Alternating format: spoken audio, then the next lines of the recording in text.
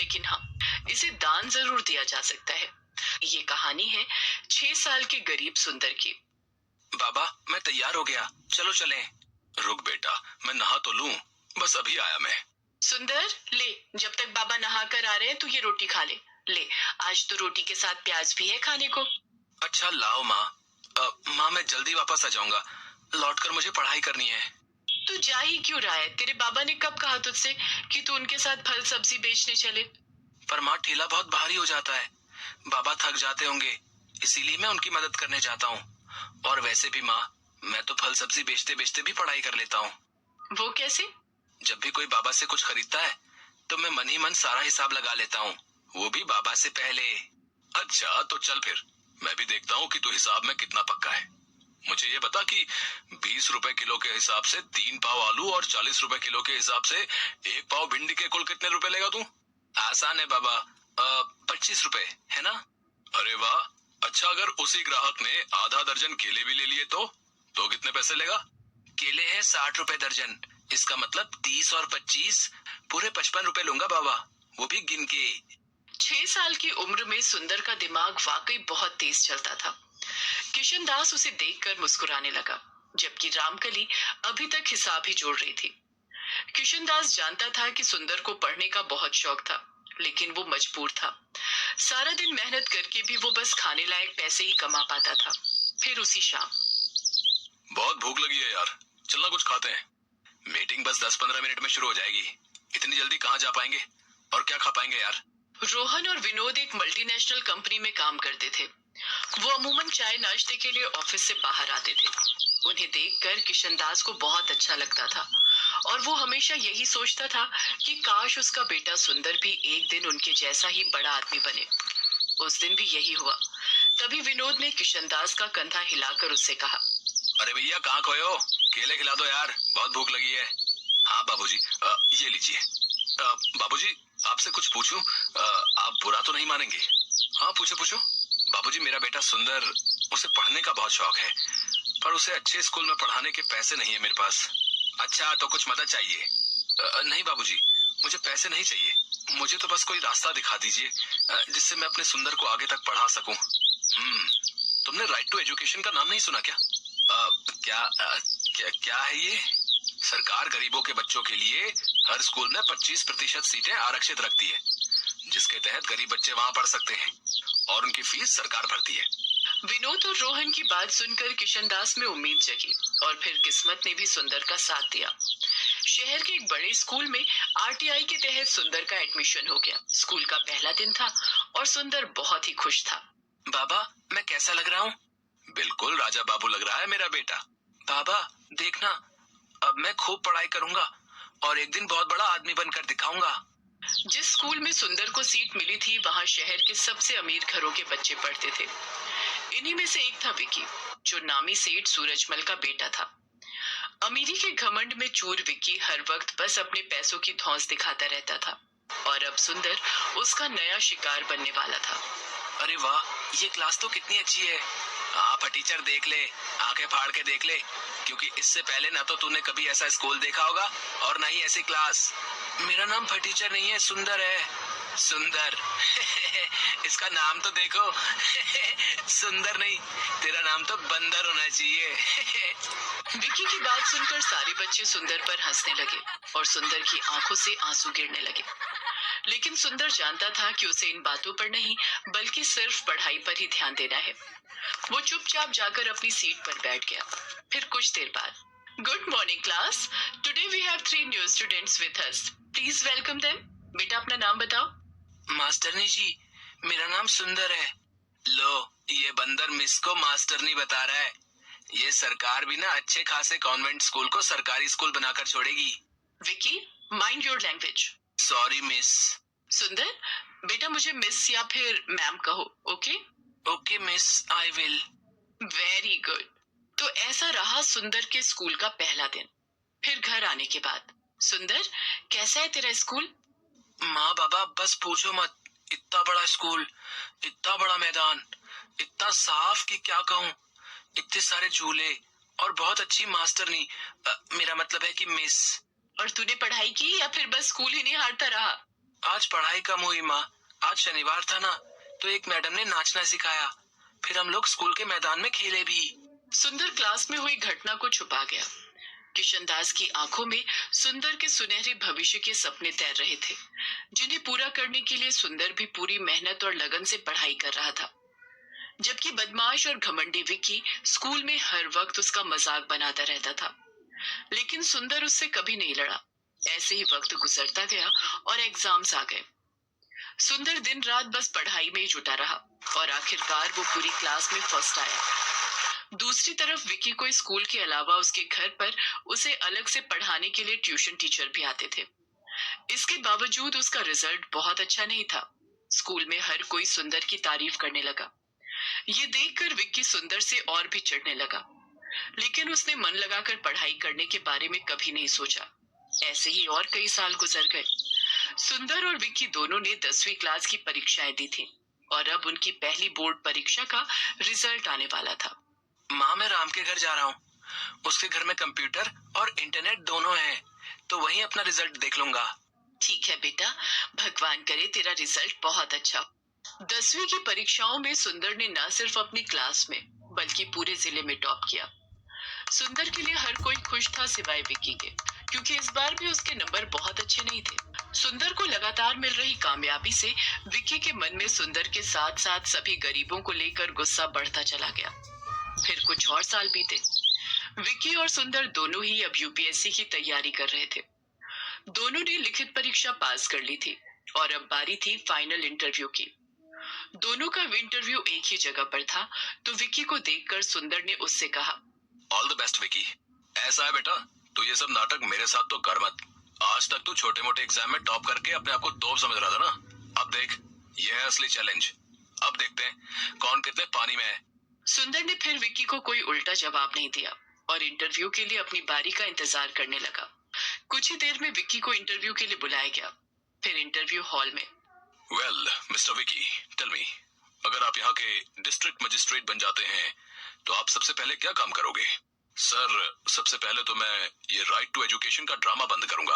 क्या कहा? ड्रामा? अच्छा, वैसे आप ऐसा क्यों करेंगे? अरे सर, हमारे पेरेंट्स लाखों रुपए खर्च करके जिस स्कूल में हमें पढ़ाते हैं, वहाँ ये गरीब और चीप सोसाइटी के लोग हमारी बराबरी करने लगते हैं। बिलीव मी, इससे पूरा माहौल खराब हो जाता है। सरकार ने उन लोगों के लिए सरकारी स्कूल खोले तो हैं, तो उन्हें वहीं तक सीमित रहना चाहिए, मुझे ऐसा लगता है। ओके, इसके अलावा मैं एक काम और करूंगा। ये जितने फालतू लोग अपने ठेले लेकर बेवजह रोड को घेरे खड़े रहते हैं, मैं उनका भी इंतजाम करूंगा। असल में रोड पर इन्हीं की वजह से ट्रैफिक जाम होता है। ओके मिस्टर विकी, अब आप जा सकते हैं। Thank you sir. One more thing sir, I want to say yes sir, मेरे डैड यहाँ के जाने माने बिजनेसमैन हैं। ये देखिए, ये रहा उनका कार्ड। इसका मैं क्या करूं? क्या कहना चाहते हो? खुलकर कहो। I want to say that I know how to manage manpower and deal with that bloody workers. So I think I am the best option for. Okay, you can leave now. Vicky को इस बात का एहसास तक नहीं था कि interview के दौरान उसके हर शब्द से सिर्फ उसका घमंड ही झलक रहा था। अगली बारी सुंदर की थी। इंटरव्यूअर ने उससे भी वही सवाल पूछा जो विक्की से पूछा था। सर, अगर मुझे ये सौभाग्य मिलता है तो मैं सबसे पहले ये कोशिश करूंगा कि राइट टू एजुकेशन के तहत कुछ और सीट्स बढ़ा सकूं। क्यों? इससे क्या होगा? सर, इसी कोटे की वजह से आज एक गरीब का बेटा इस लायक हुआ है कि आपके सामने बैठ सके। मैं बस यही चाहता हूं कि मेरी तरह हर किसी को ये मौका मिलना चाहिए। ओके, और एक बात और बताइए, ये रोड पर ट्रैफिक जाम और ये स्ट्रीट वेंडर्स को कैसे डील करेंगे? सर, मैं कोशिश करूंगा कि सभी वेंडर्स के लिए किसी सरकारी जगह का इंतजाम कर सकूं, जहां वो अपना सामान आराम से बेच सकें। अच्छा, तो आप सरकारी जमीन मुफ्त में बांटोगे? नो सर, पर हाँ, ये कोशिश जरूर करूंगा कि उन लोगों से जितना कम हो सके उतना न्यूनतम किराया लिया जाए, ताकि सरकार के राजस्व में भी बढ़ोतरी हो और गरीबों को धूप और बारिश से बचकर अपनी रोजी रोटी कमाने का पूरा मौका मिले। इसके साथ ही मेरा जिला सुंदर और व्यवस्थित भी रहे। सुंदर और विक्की की सोच का यही अंतर आखिरकार उस कामयाबी की नींव बना जो इस इंटरव्यू के बाद सुंदर को मिली। विक्की एक बार फिर सुंदर से हार गया, लेकिन इस बार कुछ तो था जो बदल गया था। विक्की के पास खुद पर घमंड करने की अब कोई वजह नहीं थी। वो मजबूर होकर अपने पिता का बिजनेस संभालने तो लगा, लेकिन इसके बाद उसमें सुंदर का सामना कर पाने की हिम्मत बाकी नहीं थी। रामलाल अमन कुमार के घर नौकरी करता था। अमन कुमार का बेटा सौरभ एक बड़े स्कूल में पढ़ता था, जबकि रामलाल का बेटा दीपक एक सरकारी स्कूल में पढ़ता था। सौरभ और दीपक दोनों ही पढ़ने में होशियार थे और अपने अपने स्कूल के अच्छे बच्चों में उनका नाम था। देखो पापा, मेरा रिपोर्ट कार्ड मिल गया। मैं क्लास में फर्स्ट आया हूँ। अरे वाह सौरभ, मुझे पता था मेरा बेटा इस बार भी क्लास में फर्स्ट आएगा। अरे रामलाल, दीपक भी तो अपनी क्लास में फर्स्ट आया है ना? अभी कुछ देर पहले ही वो भी अपना रिपोर्ट कार्ड दिखा रहा था। जी साहब, वो भी अपनी कक्षा में अव्वल आया है। पापा, सरकारी स्कूल में पढ़कर तो कोई भी फर्स्ट आ जाता है। वहाँ की पढ़ाई तो बहुत आसान है। दीपक ने कोई बड़ा काम नहीं किया, एक छोटे से स्कूल में फर्स्ट आकर। सौरभ, ये लो लड्डू। मैं फर्स्ट आया हूँ ना, तो बापू ने सबको बांटे हैं। मैं नहीं खाता ये बेकार से लड्डू। मॉम, वो चॉकलेट बादाम कहाँ हैं जो आपने सबको खिलाए हैं?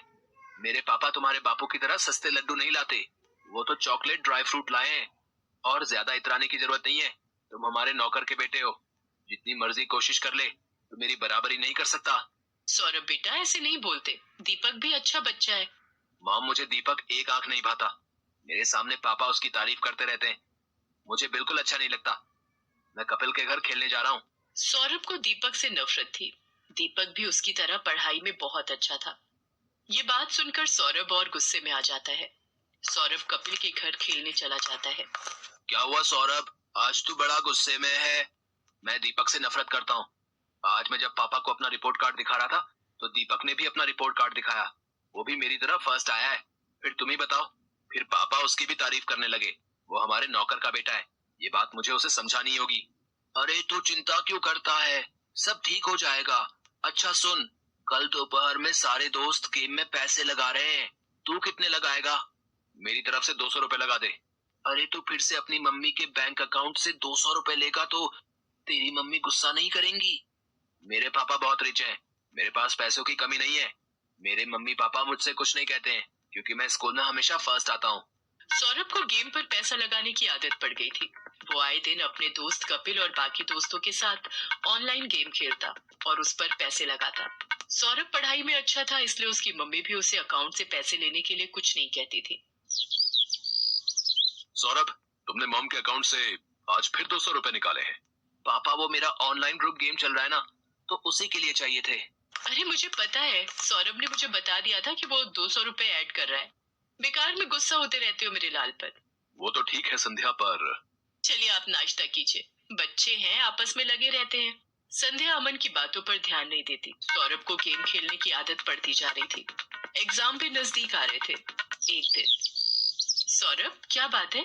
आजकल लग रहा है तुम पढ़ाई पर ध्यान नहीं दे रहे हो। तुम्हारी मैम का फोन आया था, तुम 2 दिन से ट्यूशन में लेट पहुंच रहे हो। मम्मी, वो एग्जाम आ रहे हैं ना, तो मैं कपिल के घर बैठकर पढ़ाई करता हूँ।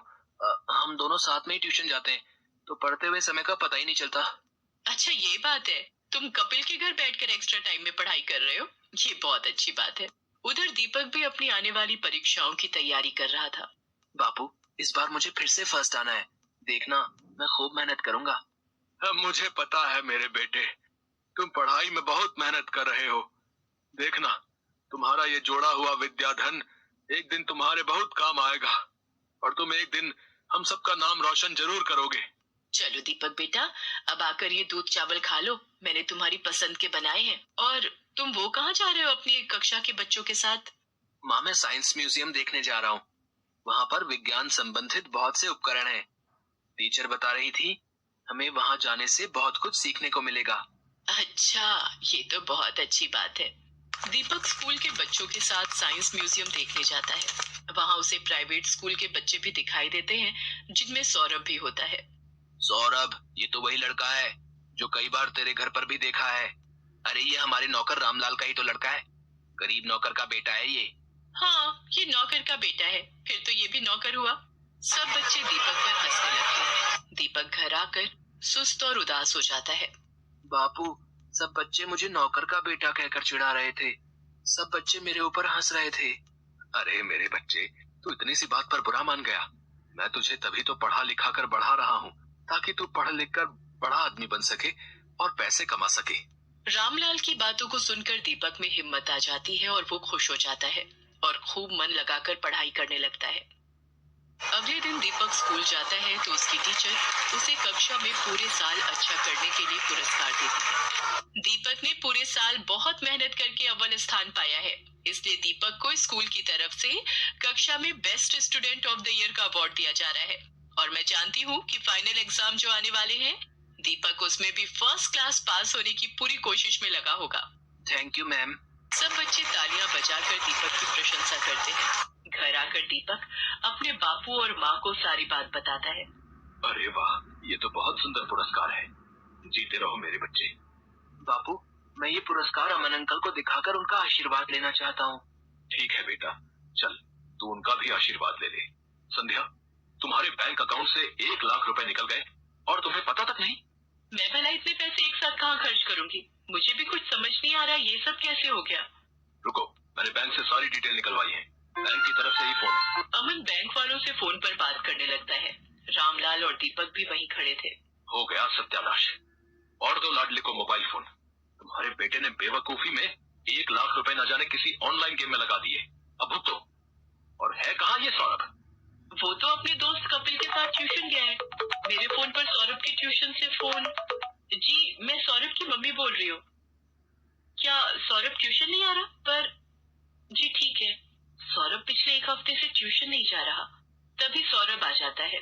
क्यों सौरभ, ट्यूशन से आ गए? जी पापा। अब तुम झूठ भी बोलने लगे हो। तुमने 1 लाख रुपए किसी ऑनलाइन गेम में लगा दिए और 1 हफ्ते से ट्यूशन भी नहीं जा रहे हो। 2 दिन बाद तुम्हारे फाइनल पेपर हैं। Papa mummy, I am sorry. मैं कपिल के बहकावे में आ गया था और उसी की वजह से आज मैं स्कूल टेस्ट पेपर में भी पहली बार फेल हो गया। अरे रामलाल, तुम कब आए? और दीपक बेटा, ये तुम्हारे हाथ में क्या है?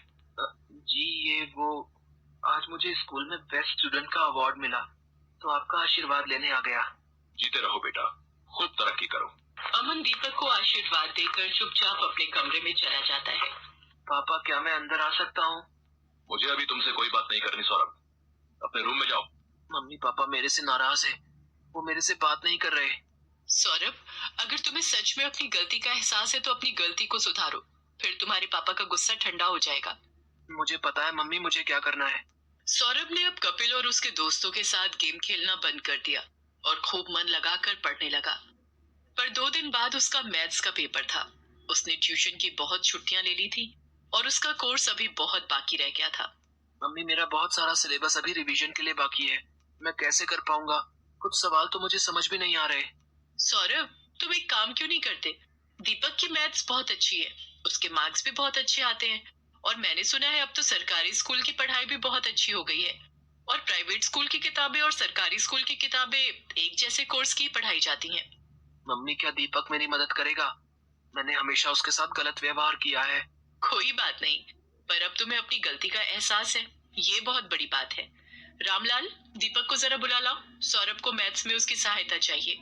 हाँ हाँ मालकिन, मैं अभी बुला लाता हूँ। सौरभ दीपक की सहायता से मैथ्स के पेपर की तैयारी करता है और बाकी सभी विषयों में भी सौरभ अब दीपक के साथ ही पढ़ने लगा। सौरभ भी दीपक की तरह अपने स्कूल में फर्स्ट आता है। सौरभ, तुम्हारा रिजल्ट देखकर मैं आज बहुत खुश हूँ। पापा, ये सब दीपक की वजह से ही हुआ है, इसने मेरी एग्जाम के दिनों में बहुत हेल्प की। थैंक यू दीपक। रामलाल, तुम्हारा बेटा दीपक बहुत होनहार है। देखना ये एक दिन जरूर बड़ा आदमी बनेगा। अमन अंकल, एक दिन मैं भी आपकी तरह ही बड़ा बिजनेसमैन बनूंगा। दीपक की बातों को सुनकर रामलाल की आंखों में खुशी के आंसू आ जाते हैं।